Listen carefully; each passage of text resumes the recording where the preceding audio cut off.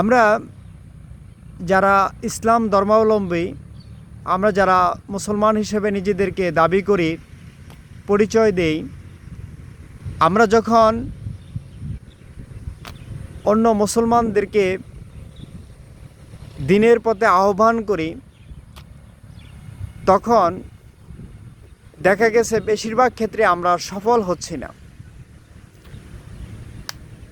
এই সফল যে হচ্ছি না, এটার পিছনে কি কারণ রয়েছে সেটা আমাদেরকে খুঁজে বের করতে হবে।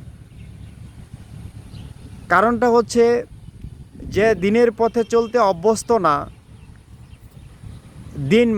অনেকে দিন মানে না, অনেকে দ্বীনের পথে চলতে অভ্যস্ত না, দুইটা ভিন্ন জিনিস। যারা ইসলামের বিধিবিধান মানে না, তাদেরকে বোঝানোর ক্ষমতা আমাদের নাই, আমরা যত পণ্ডিতই হই না কেন। যারা জেনে শুনে ইসলামের বিরোধিতা করে, তাদেরকে একমাত্র আল্লাহ পাক যদি হেদায়েত দান করে তাহলেই সম্ভব, আমাদের পক্ষে সম্ভব না। কারণ আল্লাহ পাক নিজেই বলেছেন যে হেদায়েত আমার হাতে, তোমরা চেষ্টা করবে মাত্র। কারণ আমরা দেখেছি ইসলামের বিরোধিতাকারী, ইসলামের দুশ্মন অনেককে আল্লাহ হেদায়েত দিয়েছেন, অনেককে আল্লাহ হেদায়েত দেন নাই। তাহলে হেদায়েত জিনিসটা সম্পূর্ণ আল্লাহ পাকের হাতে। কিন্তু একজন মুসলমান হিসেবে আমাদের দায়িত্ব অন্য মুসলিম ভাইরা যাতে ইসলামের বিধিবিধানকে মেনে চলে, ইসলামের দিকে, কল্যাণের দিকে তাদেরকে আহ্বান করা। আর যারা জেনে শুনে ইসলামের বিরোধিতা করছে, তাদের জন্য আল্লাহর কাছে হেদায়েতের প্রার্থনা করা।